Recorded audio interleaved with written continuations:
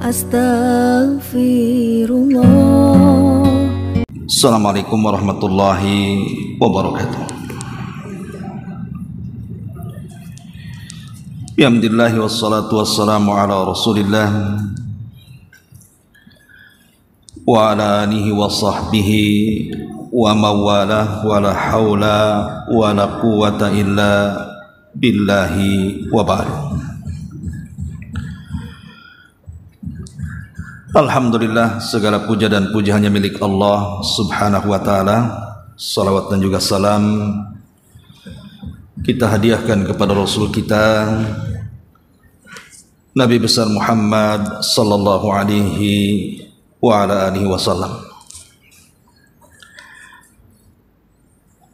Sebelumnya saya minta maaf, saya terlalu cepat, biasanya saya yang paling lambat pula. Sekarang jamaahnya yang lambat.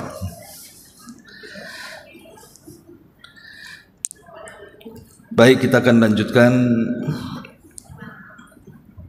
kajian kita, masih membahas kitab 175 Jalan Menuju Surga,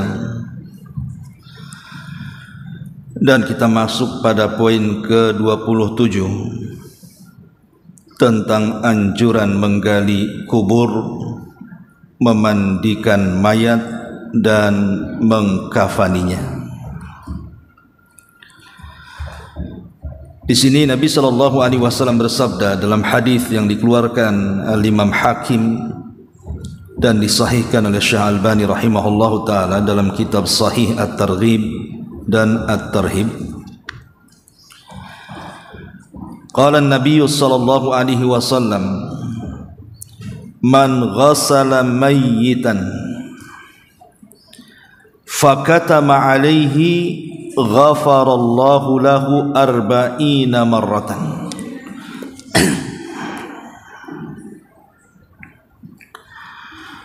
Wa man kafana mayyitan kasahullahu min sundusin wa istabrakin fil jannati. Wa man hafara limayyitin qabran fa'ajnahu fihi ajrallahu lahu minal ajri ka ajri maskanin askanahu ila yaumil qiyamah. Barang siapa yang memandikan mayat dan dia berusaha untuk menyembunyikan aib-aib mayat tadi, niscaya Allah akan memberikan ampunan baginya sebanyak 40 kali. Dan barang siapa yang mengkafani mayat, niscaya di sorga Allah akan memakaikan padanya pakaian yang terbuat dari sutra tipis dan sutra tebal. Dan barang siapa yang menggali kuburan untuk si mayat dan ikut menguburkannya, niscaya Allah akan alirkan pahala padanya sampai hari kiamat, seperti pahala tempat tinggal yang diberikan kepadanya. Kata beliau pengarang, betapa bahagianya orang-orang yang memandikan mayat itu. Maksudnya mayat seorang muslim, kemudian mengkafaninya dan menguburkannya. Jika saja pahala orang yang meninggal, jika saja pahala orang yang menggali satu kubur begitu besar, karena Nabi SAW mengatakan dia akan mengalirkan pahala baginya sampai hari kiamat. Bagaimana hal pahala orang yang mewakafkan tanah kuburan yang digunakan untuk mengubur para hamba-hamba Allah? Sungguh tidak ada yang dapat menghitung pahalanya kecuali Allah. Bagaimana pulanya hal pahala orang-orang yang mewakafkan alat pemandian mayat atau berinfak dengan sejumlah uang untuk pembelian kain kafan yang digunakan menutupi mayat, tentu pahalanya juga lebih besar lagi. Oleh karena itu, ambillah pelajaran dan manfaat kesempatan-kesempatan tersebut, karena sungguh kalian memiliki banyak saudara seiman dan seagama, baik di belahan timur bumi ataupun baratnya, yang mati dan dia tidak memiliki harta untuk membeli kafan yang layak untuk dirinya. Baik, ma'asyiral muslimat yang dimuliakan Allah Subhanahu wa taala, sebelum saya jabarkan hadis ini, saya beri mukaddimah dulu. Allah Subhanahu wa taala berfirman di dalam Al-Quran, tepatnya surah Az-Zumar ayat 42. Allahu yatawaffal anfus hina mautiha wallati lam tamut fi manamiha fayumsikul lati qada 'alaiha al-maut wa yursilul ukhra ila ajalin musamma inna fi dzalika la ayatin liqaumin yatafakkarun. Ingatlah, Allah lah pemegang jiwa manusia. Jiwa-jiwa kita itu yang megang Allah Subhanahu wa taala.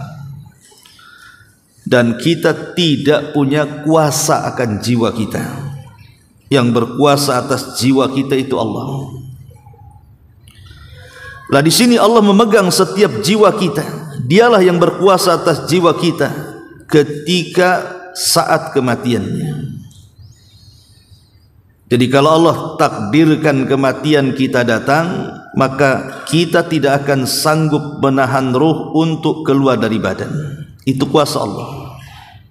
Bahkan makhluk yang lainnya juga tidak bisa mencegahnya.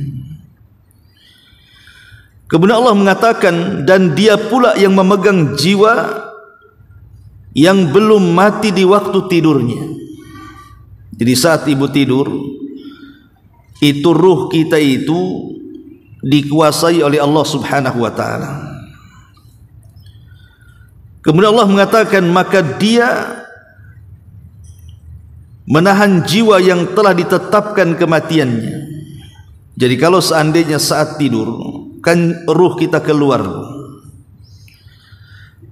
Lah kalau memang ditakdirkan itu hari kematiannya, maka ruh yang keluar saat tidur itu tidak mungkin dikembalikan ke dalam jasadnya. Tetapi kata Allah, dan dia melepaskan jiwa yang lain sampai waktu yang ditetapkan. Tapi Allah kalau takdirkan dia masih hidup, maka ruhnya akan dikembalikan ke dalam jasadnya saat tidur, sehingga dia terbangun masih hidup. Makanya doa setelah tidur itu apa, Bu? Alhamdulillahilladzi ba'dama ahyana ba'dama amatana wa ilaihin nusyur. Segala puja dan puji hanya milik Allah yang telah menghidupkan kita setelah kematian kita. Artinya tidur itu dianggap mati oleh Allah. Makanya ada istilah candaan, kalau tidur susah bangun lelap, kok ini tidur kayak mati saja. Memang orang tidur itu mati sebenarnya karena ruhnya keluar. Tapi kalau izinkan dia masih hidup, dibalikin lagi. Makanya kita harus bersyukur masih hidup kalau habis tidur itu. Segala puja dan puji hanya milik Allah yang telah menghidupkan kita setelah kematian kita. Dan dalam doa yang lainnya yang diajarkan Rasul, alhamdulillahilladzi afani fi jasadi wa radda alayya ruhi wa adhina li bi dzikrihi. Ini doa lain setelah bangun tidur ya. Dan ini doa yang paling baik. Segala puja dan puji hanya milik Allah yang telah memberikan kesehatan kepadaku, yang telah mengembalikan ruh kepada jasadku, dan telah mengizinkan diriku untuk senantiasa mengingat Allah Subhanahu wa taala. Alhamdulillahilladzi afani fi jasadi wa radda alayya ruhi wa adzina li bi dzikri. Ma'asyiral muslimat yang dimuliakan Allah Subhanahu wa taala. Dari ayat ini kita tahu bahwa kematian itu sebuah kepastian. Tidak ada orang yang tidak mati, pasti dia mati. Lalu kenapa kemudian Allah Subhanahu wa taala takdirkan kita ini harus mengalami kematian? Begini Bu ya. Bagi seorang mukmin kematian itu nikmat terbesar setelah hidayah.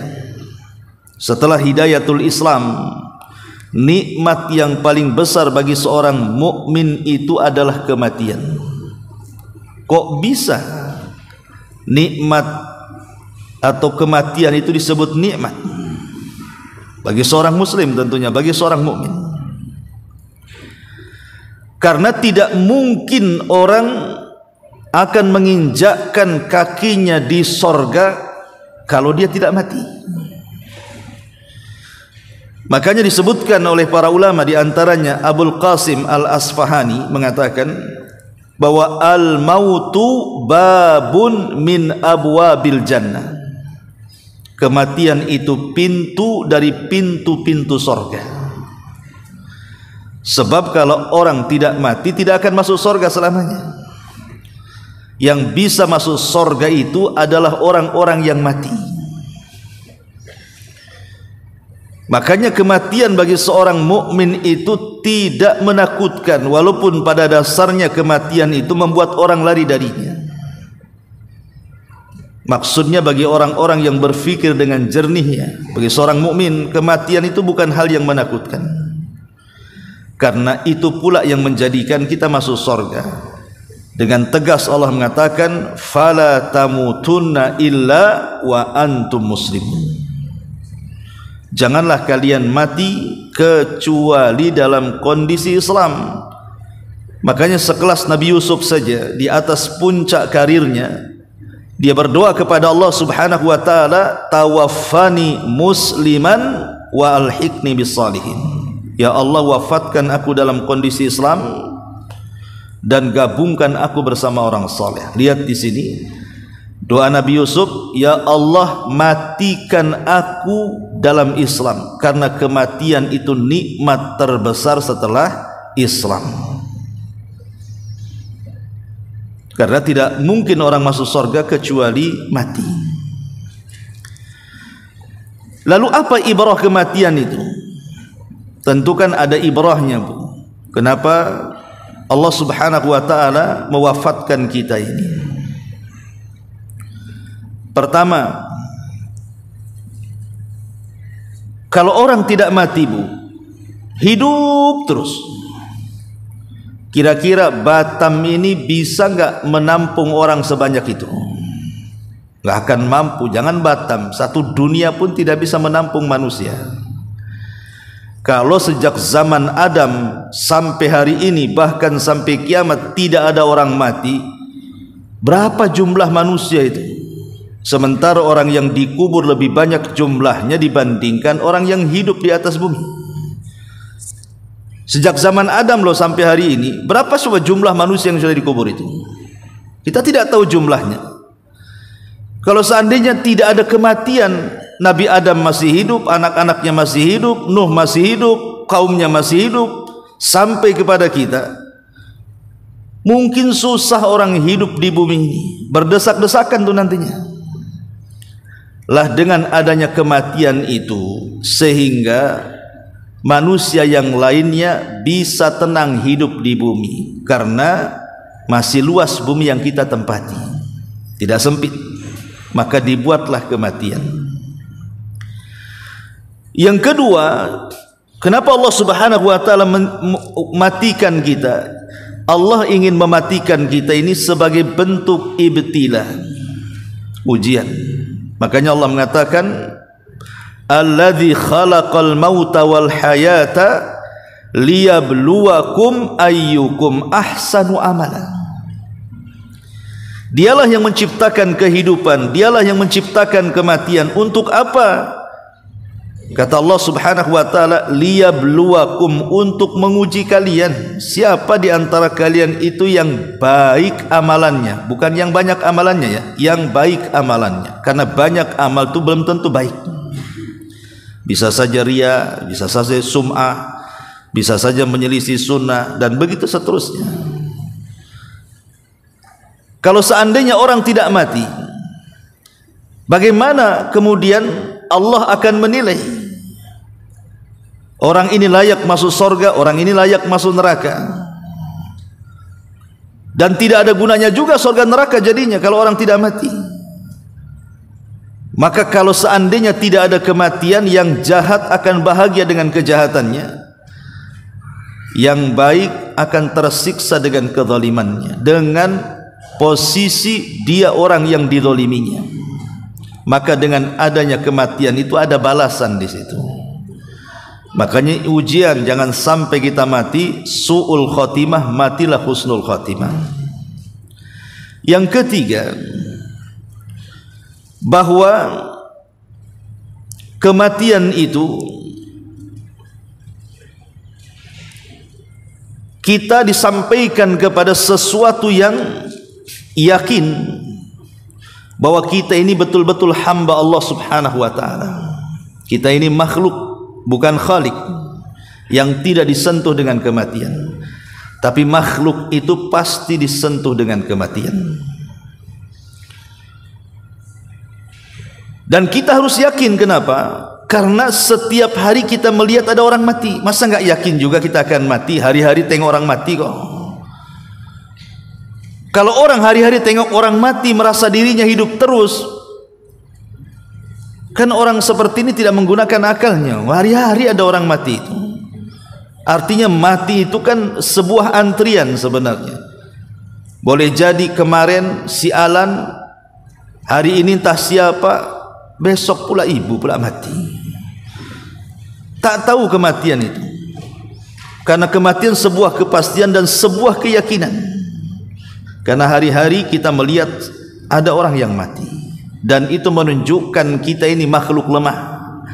Ada zat yang kuat yang bisa mencabut dan menetapkan ruh pada jiwa seseorang. Kemudian yang keempat, bahwa kematian bagi seorang mukmin itu adalah bentuk kesempurnaan kekuasaan Allah. Allah Maha Kuasa, Allah Maha Kuat, bisa saja membuat mati, bisa membuat hidup. Artinya beriman dengan kematian itu harusnya memantapkan tauhid kita kepada Allah, supaya kita tidak lalai. Dan dengan kematian itu bisa menjadi ibrah bagi yang lainnya.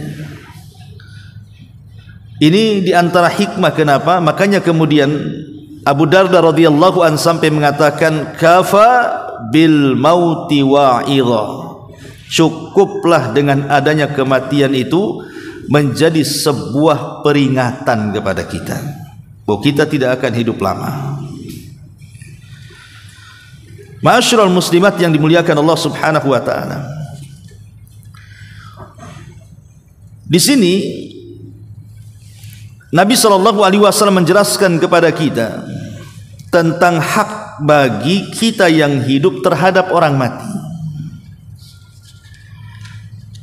Hak-hak yang harus dipenuhi orang hidup kepada orang mati itu banyak. Seperti contohnya apabila orang meninggal dan dia meninggalkan harta,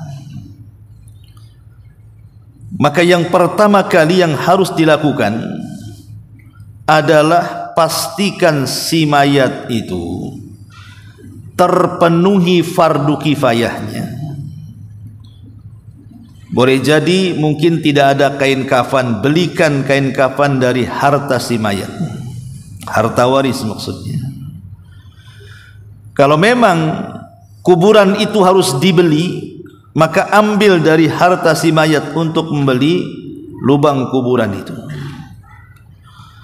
Atau kalau memang yang memandikan jenazah ataupun ambulan yang mengantarkan jenazah ke kuburan itu perlu biaya, maka diambil dari harta warisnya dulu. Jangan kemudian sibuk bagi waris, warisan dari si mayatnya pula tidak diurus. Maka ini kewajiban kita, ambil dari harta si mayat, beli kain kafan, beli kuburan, sewa ambulan, kasih bayar orang yang memandikan. Yang kedua, kalau si mayat ini punya hutang kepada manusia dan ada bukti hutang piutang itu, maka ambil juga dari harta waris, bayarkan hutang itu walaupun habis. Walaupun habis ya, bayarkan semuanya. Bagaimana kalau masih kurang? Umpamanya warisannya 50 juta, hutangnya pula 1 miliar. Kan enggak balance, Bu. Maka kita katakan yang 50 juta bayarkan. Adapun yang 950 juta itu kembali kepada wali-wali si mayat itu, kepada anak-anaknya. Apakah mau dibayarkan dalam bentuk birrul walidain ataukah tidak dibayarkan, itu bukan sebuah kewajiban. Jadi kalau orang tua meninggal menyisakan hutang, maka kewajiban membayar itu dari warisan. Kalau warisannya habis, kemudian belum cukup juga untuk membayar hutang, maka bukan kewajiban anak membayarkan. Kalaupun anak mau membayarkan, itu hanya sekedar mimbabit tabarru, hanya berbuat baik anak kepada orang tua yang sudah meninggal.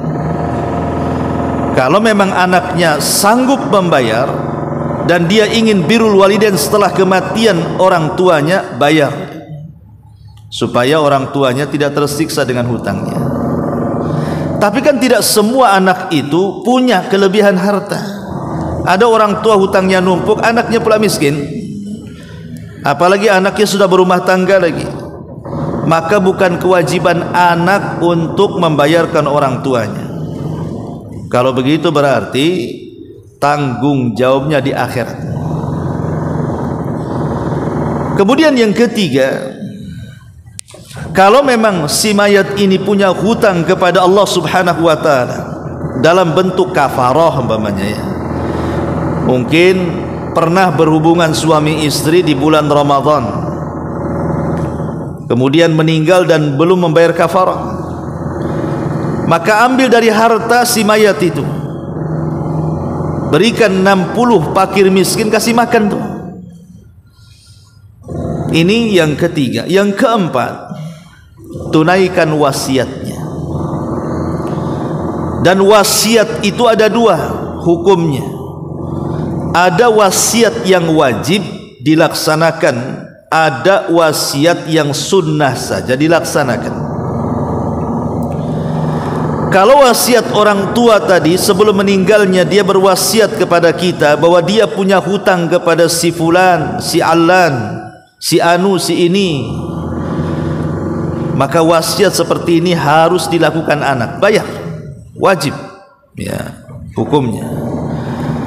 Tapi kalau wasiatnya itu hanya anjuran kebaikan saja, nah kalau ibu meninggal nih, tolong ya akur dengan saudaramu, kan itu kan wasiat juga, bantu tuh tetanggamu dan begitu seterusnya. Ini hanya anjuran sunnah saja, jadi tidak wajib dilaksanakan. Nah ini diantara ketentuan-ketentuan yang harus kita berikan kepada hak seorang yang meninggal. Lah salah satunya juga adalah hadis yang kita bahas ini. Ini kewajiban orang hidup kepada orang mati. Di sini Nabi SAW mengatakan, man ghassala mayyitan, siapa yang memandikan mayat, fakata ma'alaihi, Kemudian dia pun berusaha menyembunyikan aib.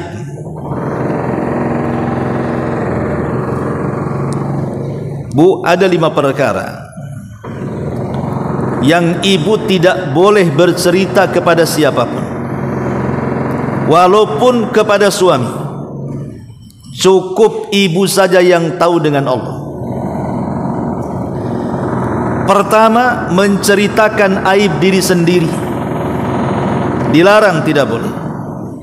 Kalau ibu punya aib di masa lalu, kemudian ibu sudah hijrah dan tobat, jangan diceritakan aib ibu. Cukup ibu saja yang tahu dengan Allah, kan ibu sudah tobat. Kenapa demikian? Karena ada hadis yang mengatakan, di mana nanti pada hari kiamat, kata Nabi SAW, nanti pada hari kiamat itu akan didatangkan manusia, di mana manusia itu membawa pahala sebesar gunung Tihama, sebesar gunung Tihama. Tetapi pahala sebesar itu dihancurkan oleh Allah Subhanahu wa taala karena maksiat yang tidak terang-terangan. Artinya setiap kita itu kan pasti punya maksiat yang tidak ada yang tahu, kan, rahasia. Lah maksiat rahasia ini bahaya dalam hadis ini, karena bisa menghancurkan banyak amal. Apalagi hari ini maksiat sembunyi-sembunyi itu lebih mudah dilakukan dibandingkan zaman dulu. Dengan adanya alat komunikasi itu hari-hari kita bermaksiat, kan. Lah kalau seandainya kita ini pernah melakukan seperti itu, punya rahasia dari dosa-dosa yang pernah kita lakukan, maka Nabi SAW mengatakan, jangan pernah menceritakan aib kita kepada orang. Karena kata Rasul, ada orang-orang yang berbuat dosa di malam hari, Allah sudah tutup aibnya. Tiba-tiba di pagi hari dia ceritakan pula aibnya dengan bangga. Ini tidak boleh. Umpamanya ada ibu di pasar gitu ya, ketemu mantan pacar, kemudian teringatlah masa dulu itu, cerita sama kawannya, tak nyangka aku ketemu dengan si dia di pasar itu, padahal dulu aku sangat cinta dengan dia, aku pernah pacaran dengan dia. Itu kan maksiat tuh, ngapain diceritakan? Ya. Itu masa lalu, apalagi diceritakan sama suaminya, makin lagi. Ya. Makanya kan ada seorang syekh ditanya tentang seorang istri yang bertanya kepada syekh tentang masa lalunya. Masa lalunya wanita ini seorang wanita pelacur, tapi sudah bertobat. Dan kalau sudah bertobat, bukan pelacur lagi, sudah jadi wanita baik-baik.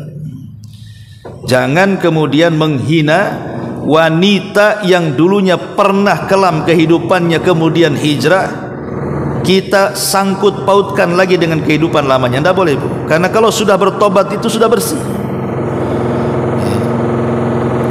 Lah jadi wanita ini, karena dia mendapatkan nikmat, mendapatkan suami yang saleh, jadi selama ini dia tutup-tutupi bahwa dia pernah melakukan zina. Dia tidak perawan lagi sebenarnya waktu dia menikah dengan suaminya. Dan itu yang kepikiran dalam hidupnya. Ingin diceritakan berat karena takut suaminya marah, tidak diceritakan menjadi beban bagi dia karena dia sudah menipu suaminya.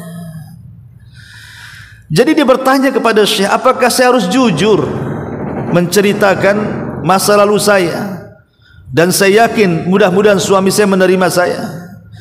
Maka Syekh mengatakan, jangan ceritakan, jangan menceritakan, karena sekarang sudah taubat masalahnya. Akhirnya kemudian dia tidak mematuhi fatwa dari ulama ini. Diceritakan pula sama suaminya karena merasa beban hidupnya berat gitu, karena ada perasaan membohongi suaminya. Pas suaminya tahu, marahlah suaminya.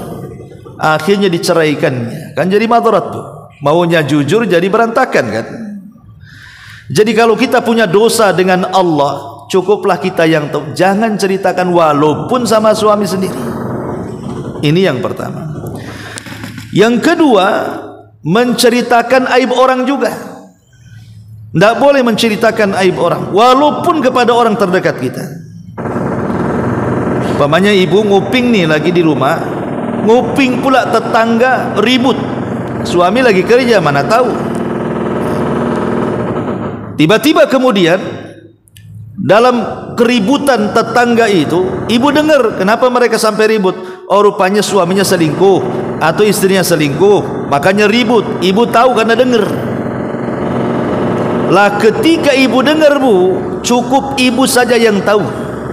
Jangan pula kemudian sorenya suami datang dari kerja, ibu pula mengatakan, "Bang, sini, ada apa? Sudah tahu enggak? Tahu apa?" katanya. "Pokoknya seru deh," katanya. Diceritakan pula kan itu. Berdosa pun tidak boleh. Itu namanya ghibah tuh. Walaupun sama suami, cukup ibu yang tahu saja. Kalau seandainya kemudian ada yang menceritakan tetangganya yang lainnya kepada suami, ibu sangkalah itu pertengkaran biasalah suami istri. Jangan disebut aibnya. Itu saja. Karena Nabi SAW yang mengatakan, "Man satara musliman satarahullahu yaumal qiyamah." Siapa yang menutup aibnya seorang muslim, Allah akan tutup tuh aibnya pada hari kiamat. Ini yang kedua. Yang ketiga, jangan menceritakan urusan ranjang. Tidak boleh. Jangan pernah menceritakan urusan ranjang. Karena Nabi SAW mengatakan, seburuk-buruk manusia di hadapan Allah adalah seorang suami atau istri menceritakan kehidupan privasinya, kehidupan ranjangnya kepada orang lain. Cukup ibu saja yang tahu atau cukup suami saja yang tahu. Jangan diceritakan kepada orang. Jangan pula kemudian ngomong sama kawannya, "Ada informasi obat kuat enggak?" katanya. "Kuat apa?" "Loh, suami saya loyo." Ini kan nggak boleh, Bu, kayak gini. Masa menceritakan suaminya loyo kepada kawannya? Lain kalau ibu ke dokter, memang cari solusi kan, harus diceritakan ke dokter. Kalau nggak diceritakan, ibu datang ke rumah sakit duduk kayak segini, diem aja. Kata dokter, "Ada apa, Bu?" Ibu diem. "Nggak, Bu, dok, nggak boleh ceritakan ini aib." Mana bisa dokter tahu masalahnya? Ya kalau dokter yang diceritakan biar tahu masalahnya kan, Bu. Khusus dokter boleh lah kan, karena cari solusi. Tapi kalau kepada si besti itu, ya apa? Kemudian diceritakan apa urusannya? Jangan dia tahu.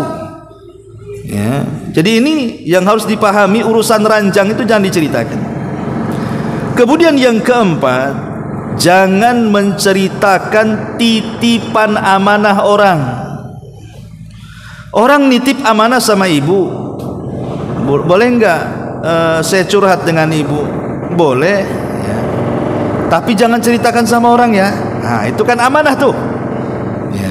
Kalau dia sudah ngomong begitu, jangan ceritakan sama orang. Atau kita sudah tahu gelagatnya nih, umpamanya dia nengok ke kiri kanan ada orang enggak, nampak dia takut ketahuan.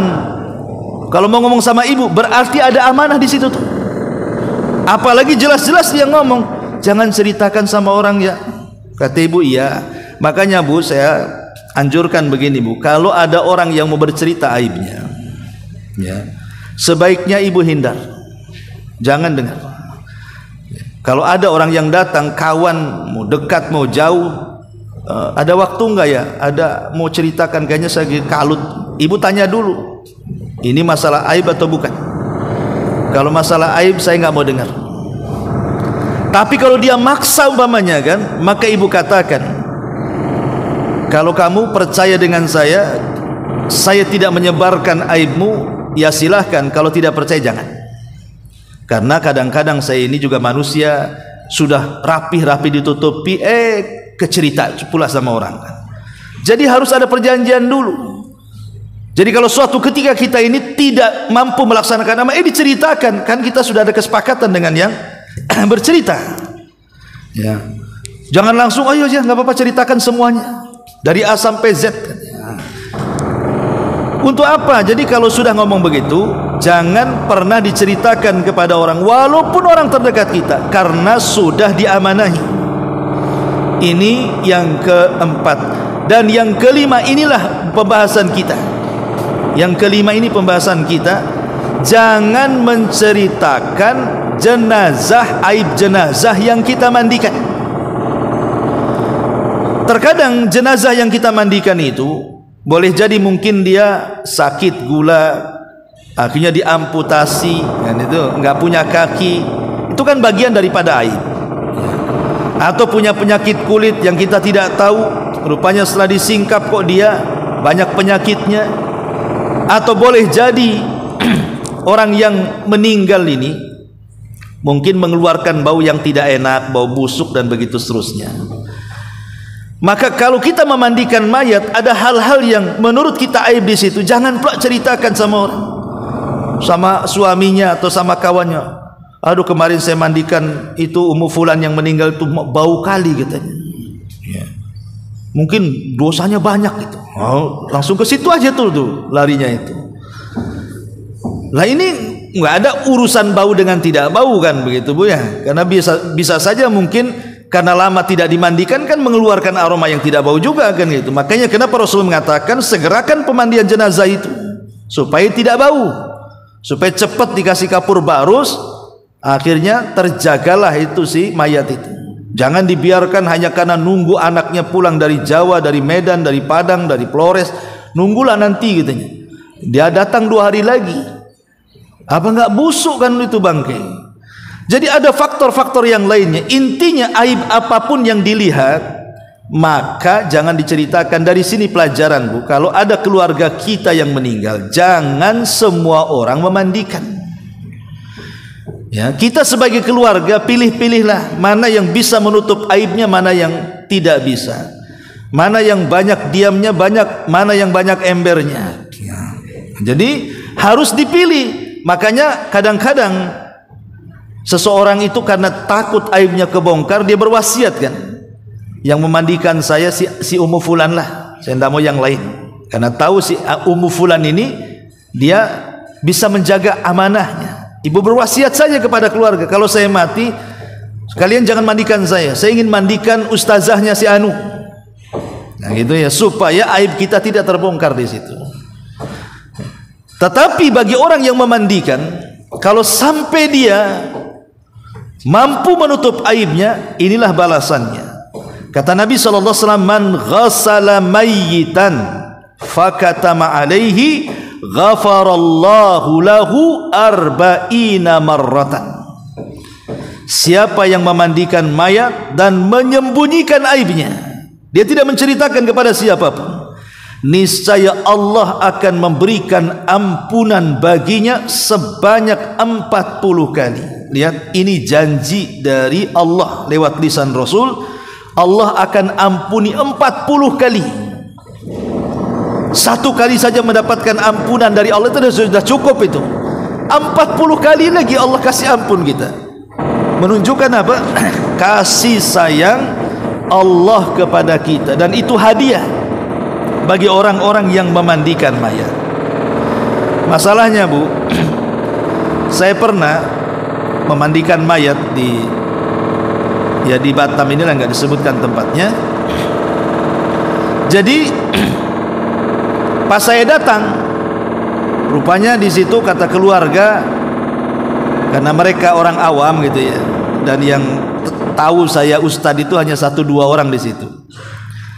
Rupanya keluarga yang lain itu sudah bayar mudin untuk memandikan jenazah katanya. Ya.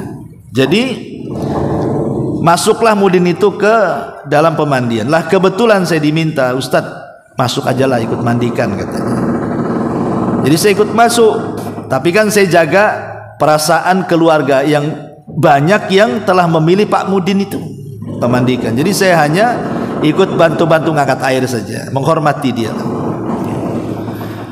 Kemudian saya perhatikan saja cara memandikannya itu. Subhanallah, kayak memandikan keset itu. Gosok, pokoknya banjur sana masukkan. Wah, itu kalau orangnya hidup masukkan air ke mulut apa nggak kebesekan tuh. pokoknya ngeri lah kayak gitu.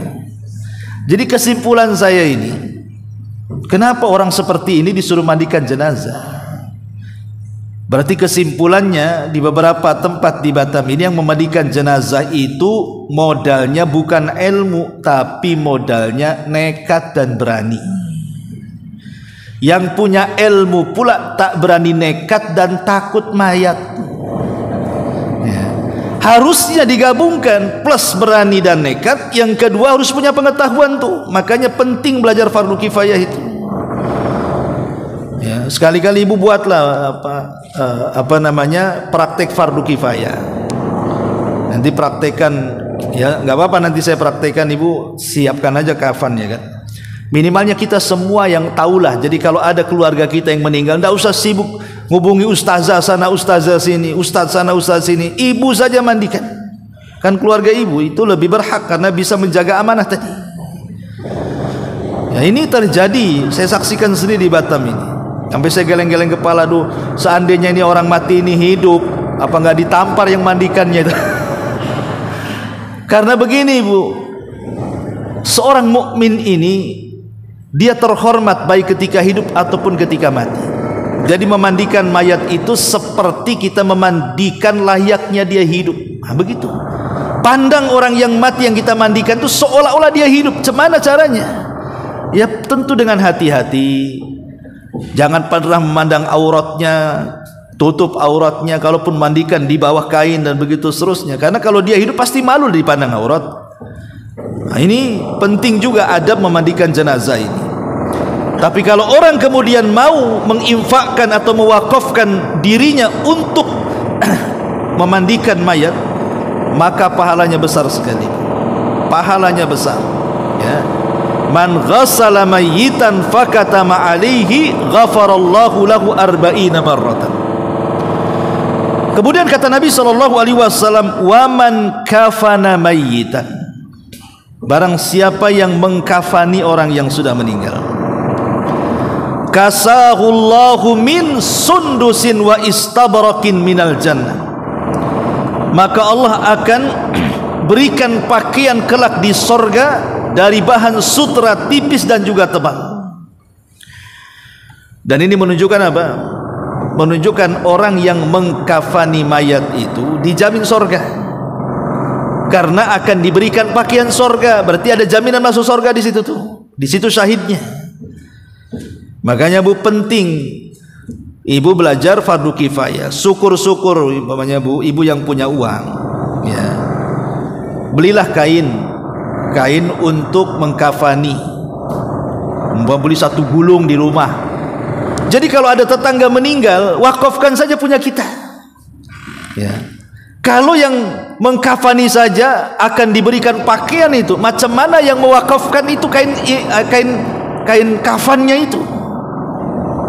Jadi perlulah, ya. Tapi ibu harus paham ya. Saya pengalaman karena banyak kali mengkafani orang yang meninggal itu. Kalau beli kain kafan, jangan bilang kain kafan. Karena rata-rata kalau bilang kain kafan itu kainnya tipis, kemudian tidak lebar. Kalau kena kepada orang kurus dibungkus enak, sekali kena pula orang gemuk, apa nggak susah kafani. Kadang-kadang kalau dia tidak bersih menghanduki si mayat itu, masih ada genangan air kemudian menyerap di kain kafan, karena tipisnya akhirnya nampaklah kulit dia jadinya. Sementara di balik kain kafan itu tidak boleh ada pakaian yang lain, kan nampak jadi auratnya. Maka saya sarankan Bu, kalau beli kain kafan itu bilang aja beli kain putih. Nah, nanti cari yang lebarnya itu 2,5 meter gitu ya. Kalau ada itu kain yang besar itu ya.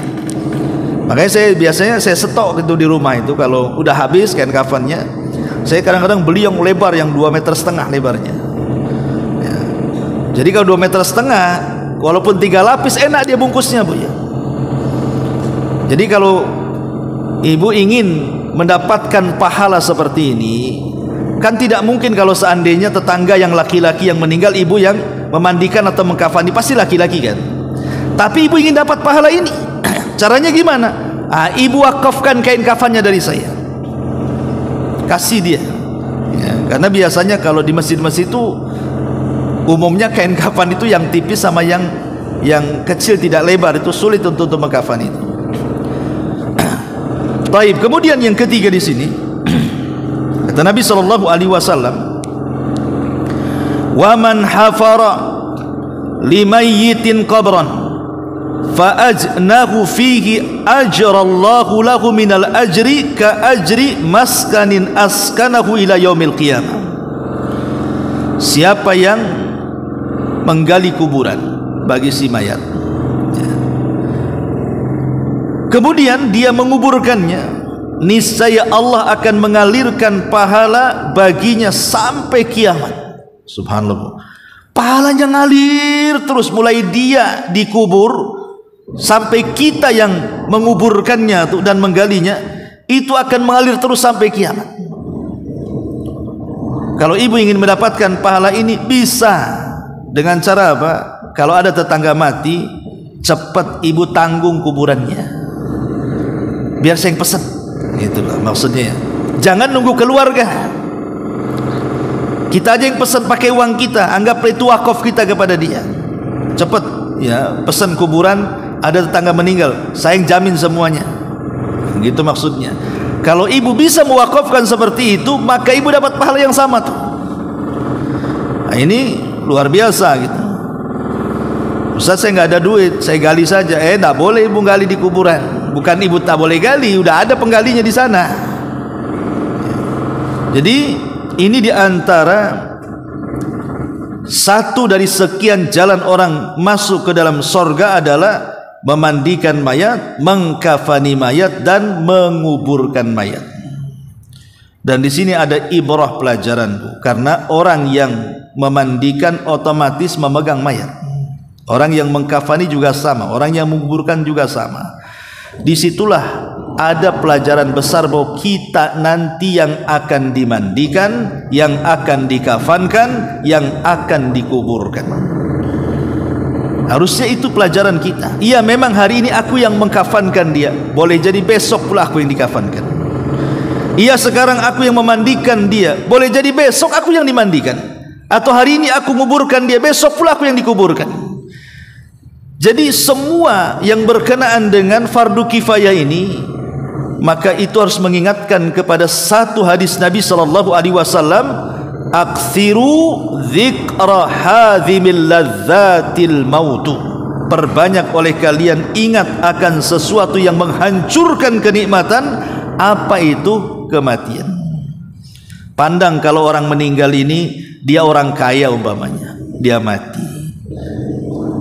Apakah kekayaannya ikut dia? Tidak juga. Karena kalau orang sudah mati, yang pertama kali meninggalkan orang mati itu adalah kekayaannya. Langsung terpisah antara dia dan kekayaannya. Kenapa? Karena kekayaannya semata-mata dia mati sudah beralih menjadi waris. Nggak ada lagi hubungan dengan orang mati itu. Celakanya, kadang-kadang ketika dia masih hidup, dia mendapatkan rumah, mendapatkan kendaraan, mendapatkan tanah itu dari cara yang haram.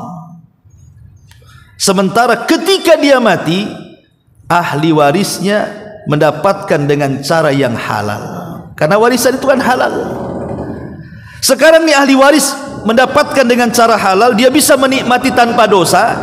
Sementara yang punya harta, ada di situ harta dia dari hasil mencuri, hasil korupsi, hasil mengambil hak, hasil membohongi dan begitu seterusnya.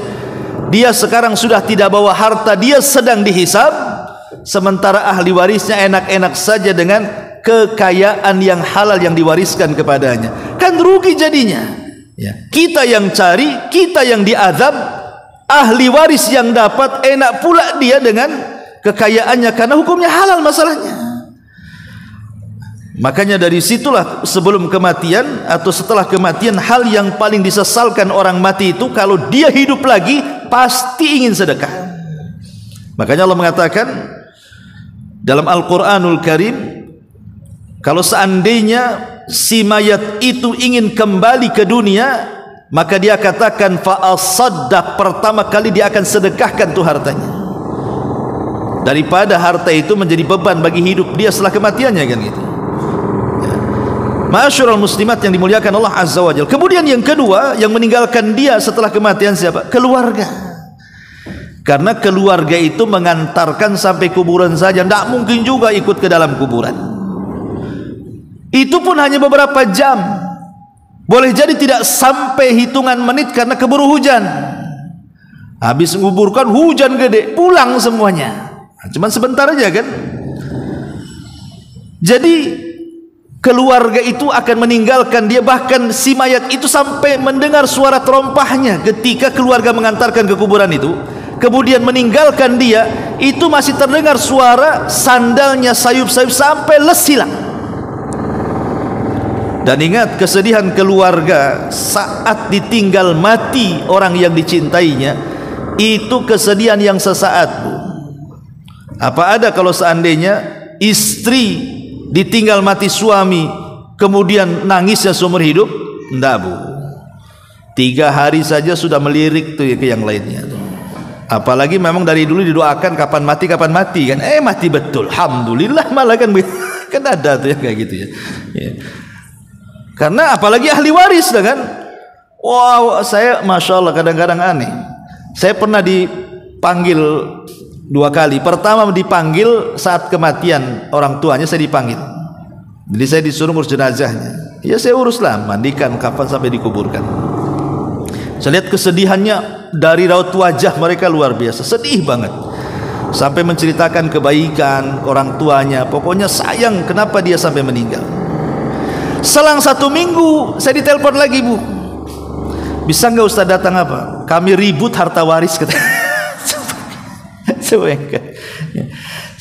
Pemilik hartanya sedih semuanya, seolah-olah tidak peduli dengan hartanya itu. Makanya saya katakan sedihnya itu sehari, 2 hari, 3 hari aja paling lama tuh. Sudah seminggu itu udah nggak sedih lagi. Yang ada mana berangkas, mana notaris kan itu. Sudah nggak ingat lagi. Makanya disitulah apa yang disebut para ulama bahwa hakikat harta itu at-tajmi'u wat tafriq. Capek kita ngumpul-ngumpulkan, ujung-ujungnya ditinggalkan. Jadi ahli warisnya ya. Ma'asyiral muslimat yang dimuliakan Allah Subhanahu wa taala. Kemudian kita masuk pada bab ke-28 karena ini masih ada sangkut paut dengan orang meninggal. Keutamaan mensalati jenazah dan mengantarkannya ke pemakaman. Nabi sallallahu alaihi wasallam bersabda, "Man shalla ala janazatin wa lam yatba'ha falahu qiratun fa in tabi'aha falahu qiratani qila wa mal qiratani qala asgharuhuma mithlu uhudin." Barang siapa yang mensalati jenazah, laki-laki atau perempuan. Jadi salat jenazah itu perempuan pun disyariatkan, bukan laki-laki saja. Maka beruntung, Bu, kalau ibu takdirkan bisa umroh. Itu 5 waktu pasti ada sholat jenazah. Ya kan, Bu, ibu yang pernah umroh, mau di Madinah, mau di Mekah, habis sholat wajib itu mesti ada orang mati dan mesti salat jenazah. Coba 5 kali dalam sehari itu mensalat jenazahkan orang meninggal di Mekah dan di Madinah, dan pahalanya beda tentunya. Karena sholat di sana, di Mekah khususnya, ibu melaksanakan sholat jenazah 1 kali, maka ibarat mensalatkan jenazah di Batam ini 100.000 kali jenazah. Makanya rugi kalau sudah umrohnya cuma 10 hari, malas-malas pula sholat jenazah, kan rugi itu ya. Jadi jangan kalau habis sholat wajib, Bu, jangan langsung pulang ke hotel, enggak. Biarkan dulu, nanti biasanya berapa menit setelahnya imam nyuruh sholat jenazah. Sholat jenazah. Bayangkan coba, sekali menyalatkan jenazah saja kata Rasul, falahu qiratun, maka dia dapat 1 qirat. Qirat ini artinya gunung. Dan sekecil-kecilnya qirat itu seperti gunung Uhud. Ibu kalau kota Madinah kan nampak tuh Uhud itu terbentang tuh. Uhud gunung paling panjang di Madinah dan paling besar di situ, ya gunung Uhud itu. Panjang sekali itu. Seperti itu ibu dapat pahala. Lah kalau seandainya ibu bisa menyalatkan 1 kali di Mekah sana, berarti sama dengan 100.000 kali di sini. 100.000 kali di sini kali 1 qirat kan gitu. Banyak tuh dapatnya kita. Alhamdulillah ya. Makanya mudah-mudahan ibu senantiasa diberikan rezeki, bisalah ke sana. Yang belum pernah, yang mudah-mudahan berangkat. Yang sudah pernah dan kelebihan rezeki, ajak saya berangkat. Gitu. Intinya bahwa di sini bagaimana jenazah ini bisa mendatangkan pahala kepada kita dengan cara apa? Mensolatkan. Kalau sampai menguburkan, tentu menguburkan ini bukan ranahnya ibu-ibu. Kalau menguburkan ini ranahnya bapak-bapak, ibu ndak usah ikut ke kuburan. Ya, karena makruh, ada yang mengatakan haram wanita yang mengikuti jenazah sampai kuburan itu. Ya. Kalau ibu mau ke kuburan, tunggu setelah dikubur. Tunggu setelah dikubur, nanti bapak-bapak sudah hilang, ibulah baru datang, tas 1 harinya datang ke kuburan, ziarah kubur kan gitu. Itu pun tidak boleh sering-sering. Karena Rasul mengatakan la'anallahu zawaratil kubur, wa fi riwayatun zuwaratil kubur. Allah melaknat wanita-wanita yang sering melakukan ziarah kubur. Tidak boleh wanita sering berziarah kubur. Kenapa? Karena wanita itu lebih rapuh perasaannya. Apalagi yang meninggal suaminya, yang merupakan penopang tulang hidup dia. Nanti sampai dikubur dia curhat nanti. Bang, coba hidup lagi. Kan curhat sama kuburan jadinya. Betul-betul hidup apa enggak lari, Bu? Kan gitu ya. Intinya bahwa potongan yang pertama ibu bisa lakukan, mensalatkan kan. Karena ini hak siapa saja. Tapi kalau sudah menguburkan ini khusus bapak-bapak. Makanya ibu suruh suami sana ke kuburan. Ngapain saya ke kuburan? Ya ngikutin orang mati lah sana. Bukan nggak ada orang yang dikubur ke kuburan, itu ziarah kubur ya kan. Kalau bagi laki-laki sunnah. Ya makanya ibu kalau sudah nengok nih suami udah mereng-mereng, mereng ke kanan, mereng ke kiri, nih ini suruh ziarah kubur, Bu. Ayo bang, kita ke Batu Haji bang. Nanti sampai di kuburan Temyang tuh, Bu. Ibu parkirkan tuh kendaraannya sebelah kiri, suruh bang, itu kuburan. Nah sana pergi sana, itu loh. Untuk apa? Kalau laki-laki sering ziarah kubur, maka dia akan ingat kematian itu. Tumbuh tanggung jawabnya jadinya. Ma'asyiral muslimat yang dimuliakan Allah Azza wa Jalla. Di sini Rasul mengatakan fa in tabi'aha falahu qiratan qila wa mal qiratani qala asgharuhuma mithlu uhudin. Pentingnya seorang muslim itu, saya ibu, itu punya kawan-kawan yang baik. Punya kawan-kawan yang baik supaya kalau Allah takdirkan kita meninggal, yang menyalati kita ini orang-orang baik. Kalau sampai kemudian ada 40 kawan kita yang baik-baik, yang tauhidnya bagus gitu, yang akidahnya bagus, menyolatkan kita, Bu, 40 orang, itu cukup jadi syafaat bagi kita. Makanya kenapa Hasan Al-Basri rahimahullahu taala sampai mengatakan aksiru min sahibikum as-salih fa innahu yanfa'ukum yaumal qiyamah. Perbanyak oleh kalian mencari teman-teman yang soleh, yang soleha kalau perempuan, dan itu akan bermanfaat bagi kalian pada hari kiamat. Ya, jadi kayak pengajian begini kan berkawan, ya, menyapa akrabi. Jadi kalau seandainya ibu meninggal, mereka mau menyolatkan kita. Tapi kalau ibu musuhi, ya, pinjam uang nggak dibayar, mati mana mau dia nyolati? Ngapain solati? Utang dia nggak dibayar, katanya. Jadi repot ibu ya. Ngapain saya nyolati dia? Aku aja digibahi dia. Jadi intinya bahwa dalam masalah salat ini penting sekali. Karena bagaimanapun salat ini salah satu doa mustajab. Kan ada 4 doa mustajab orang yang sedang mati itu, Bu. Pertama saat dia sedang sakarat, sedang nazak, sedang koma. Disitulah kata Rasul, jangan bicara kecuali kebaikan. Doakan, karena itu mustajab. Yang kedua, setelah dia mati, setelah dia betul-betul nyawanya keluar, ya, dan dipastikan dia meninggal, disitulah berdoa, doa kita mustajab. Yang ketiga, ketika sholat, ya, karena kan sholat jenazah itu kan 4 takbir. Takbir pertama baca Fatihah, takbir kedua baca sholawat Ibrahimiyah, takbir ketiga inilah tempat doa setelah takbir ketiga. Berdoalah minimalnya doa 3. Kalau kita tidak hafal, kan ada doa warid dari Nabi SAW kan. Nah, tapi kan tidak semua orang hafal karena panjang. Nah, maka ibu boleh berdoa kepada si mayat itu dengan 3 doa. Pertama, mintakan ampun akan dosanya. Yang kedua, mintakan rahmat akan orangnya, ya Allah rahmati dia. Yang ketiga, mintakan mudahkan hisabnya, ya. Baru yang terakhir, ya ketika setelah dikuburkan, ibu ziarah kubur, disitulah doa mustajabnya. Lah salah satunya doa mustajab itu saat sholat. Maka saat sholat itu pada takbir yang ketiga, khusulah dalam berdoa. Syukur-syukur ibu hafal itu doa-doa warid itu. Ya karena memang jarang ada orang meninggal, kadang-kadang sudah hafal lupa lagi kan. Makanya kalau dengar pagi kalau ada pengumuman innalillahi, ibu langsung hafalkan tuh doanya. Ya mudah-mudahan hafal sampai sholat gitu ya.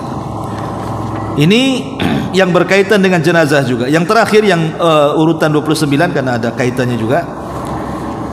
Di sini Nabi SAW mengatakan keutamaan memperbanyak jumlah orang yang mensalati jenazah dari kalangan ahli tauhid. Ma min rajulin muslimin yamutu fayaqumu ala janazatihi arba'una rajulan la yusyrikuna billahi syai'an illa syafa'ahumullahu fihi.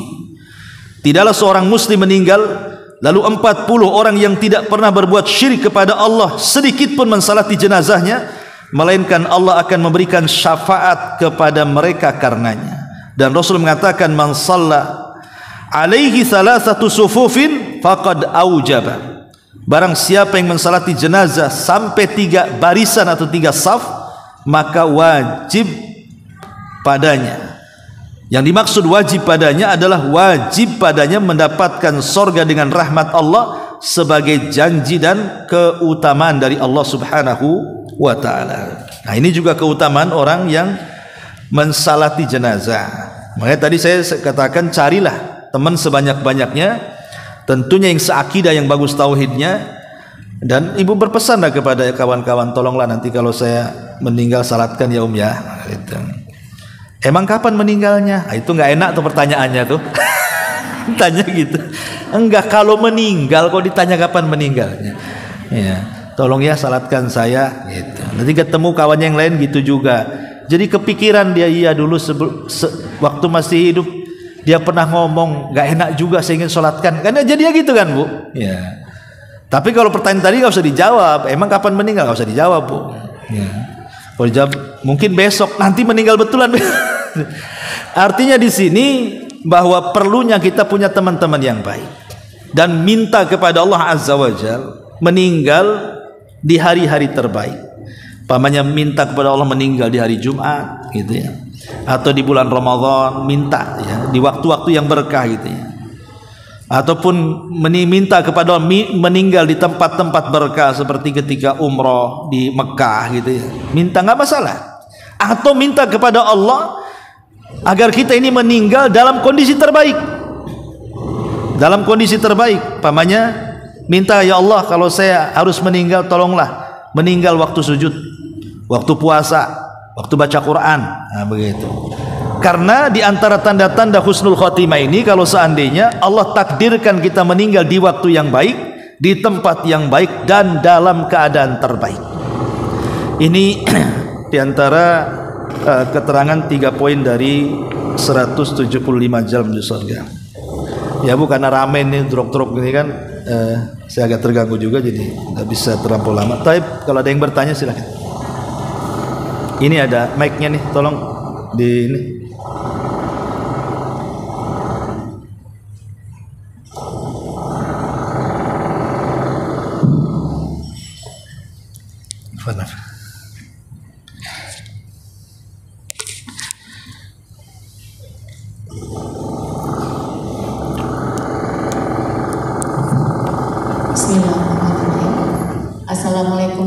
Waalaikumsalam warahmatullahi wabarakatuh. Pertanyaan anak,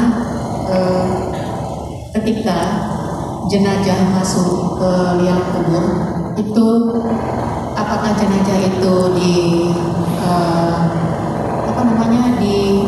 azanin atau tidak? Yang kedua Ustaz, bagaimana hukumnya jika orang yang memandikan jenazah itu ada bayaran gitu? Iya. Atau upah? Upah. Ya. Jazakallahu khairan Ustaz. Waalaikumsalam. Iya, bagaimana hukumnya azan di kuburan? Sebenarnya ada hadis yang panjang yang menganjurkan dua tempat kita ini azan. Pertama saat kelahiran, yang kedua saat kematian. Itu panjang hadisnya. Itu satu rangkaian itu. Ya, hukum mengazani bayi yang baru lahir dan juga mengazani saat kematian. Tapi sayang riwayatnya lemah. Riwayatnya lemah. Ya, sekarang ini masalah perselisihan. Bagi yang kemudian mensahihkan riwayat itu, ya silahkan saja. Ya. Tapi kalau saya pribadi, saya cenderung hadis itu lemah sehingga tidak perlu dilakukan. Tapi kalau ada saudara kita yang mengazani, ya biarkan saja. Boleh jadi dia berpegang riwayat itu sahih menurut dia, atau mungkin menurut ulama dia, kiai dia kan. Ini kan ranahnya khilaf, Bu. Tidak perlu kemudian kita ribut gara-gara azan atau tidak azan kan gitu ya. Ini masalah fikih. Ya. Karena ada orang yang saking kencengnya dengan sunnah menganggap itu bid'ah, akhirnya kemudian mengingkari sampai jangan diazani. Enggak gitu juga kan gitu. Karena mungkin dia berpedoman riwayat itu sahih bagi dia, makanya dia azan di kuburan. Dan mereka beralasan seperti bayi yang lahir diazani, karena bayi saat lahir itu kan ditusuk lambung sebelah kanan atau kiri oleh setan sehingga dia menangis. Jadi tangisan pertama bayi ketika lahir itu karena ada tusukan setan. Tapi tusukan itu tidak memadorotkan, hanya ingin mengatakan akulah musuhmu, itu saja.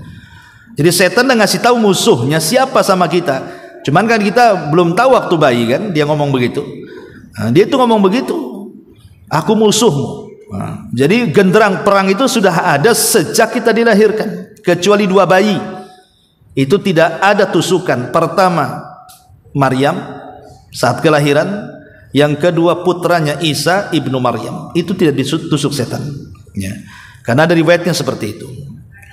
Sehingga kemudian yang mensyariatkan azan itu supaya melindungi si bayi tadi dari godaan setan, sehingga langsung diazani bahwa dia seorang muslim. Itu alasan yang mensyariatkan azan. Tapi bagi yang melemahkan azan, ya tidak perlu diazani, karena bayi yang lahir itu dengan sendirinya tanpa diazani pun sudah fitrah. Sebagaimana Rasul mengatakan kullu maulud yuladu alal fitrah. Bayi yang dilahirkan itu terlahir fitrah, walaupun diazani atau tidak, tetap fitrah dia. Artinya fitrah itu mengenal siapa Tuhannya, karena setiap ruh sudah menggunakan perjanjian di alam ruh dengan Allah Subhanahu wa taala. Alastu bi rabbikum, bukankah aku Rabb kalian? Kata ruh semuanya mengatakan ya, engkau Rabb kami. Sehingga ketika ruh dimasukkan ke dalam jasad barunya, kemudian terlahir ke dunia, maka dia terlahir fitrah. Diazani atau tidak, gitu maksudnya. Adapun kemudian diazani di kuburan, alasan mereka karena itulah akhir dia meninggalkan bumi, maka dia harus mendengar suara azan. Bagi yang mensahihkan hadisnya, tapi bagi yang tidak mensahihkan, ya tidak perlu azan, biasa saja dikuburkan. Ini jawaban yang pertama. Jawaban yang kedua tentang masalah upah. Syekh Utsaimin rahimahullahu taala ditanya tentang bolehkah orang yang memandikan jenazah itu meminta bayaran. Beliau menjawab, lihat orang ini. Kalau seandainya dia mentakrif, saya siap memandikan jenazah keluarga ibu, tapi kalau saya sekali memandikan 1 juta, mau tidak? Ya nggak apa-apalah, daripada nggak ada lagi, bayar 1 juta. Sekarang bagaimana hukum orang yang meminta bayaran seperti itu? Kata Syekh Utsaimin mengatakan, orang yang seperti ini tidak dapat pahala saat memandikannya. Sah saja saat memandikannya, tapi dia nggak dapat apa-apa. Karena dia sudah dapat 1 juta, dia nggak dapat pahala yang dalam hadis ini. Kan ini hadis ini jelas nih, siapa yang memandikan kan, memengkafankan, jelas pahalanya besar kan. Masa pahala sebesar ini ditukar dengan uang 1 juta? Nah, ini. Tapi kalau seandainya dia tidak mentarif, tapi kan tuan rumah harus tahu diri kan itu, bahwa itu sebuah pekerjaan jasa, ya harus perbuatan baik itu ya harus dibalas dengan kebaikan. Bahwa jazaul ihsan ilal ihsan, balasan yang baik itu kebaikan. Jangan mentang-mentang sudah ditolong orang, dimandikan orang, kemudian kita tidak berbuat baik. Minimalnya walaupun tidak memberikan uangnya, berilah doa terbaik, ucapan terima kasih, ucapan apa gitu ya, supaya dia juga senang. Syukur-syukur kalau kemudian dikasih uang sebagai upah tanpa dia minta loh ya, maka itu tidak apa. Kalau dia memberikan nggak apa-apa ya. Itu tentang masalah upah. Tapi sebaiknya ya, kalau kita posisinya sebagai pemandi jenazah gitu ya, kalau memang dua-duanya ibu tolak, ibu tidak mentakrif dan ibu tidak menerima bayaran, maka ibu masuk dalam hadis ini yang kita bahas tadi. Ibu akan dapat pahala sebanyak dalam hadis tadi, karena dua-duanya ibu tolak. Nggak apa-apa, saya ini lillahi ta'ala, saya ingin ibadah ke sini. Jarang-jarang saya mandikan orang mati ini ya. Jarang-jarang saya mengkafani orang mati. Syukur-syukur ibu yang kasih wakaf kain kafannya gitu, dengan perlengkapannya semuanya, ibu tidak minta bayaran, makin besar lagi tuh pahalanya. Nah, jadi itu jawabannya. Wallahu a'lam. Ada lagi? Nggak ada. Alhamdulillah. Baik, sampai di sini. Mudah-mudahan ada manfaatnya. Subhanakallahumma bihamdika, asyhadu an la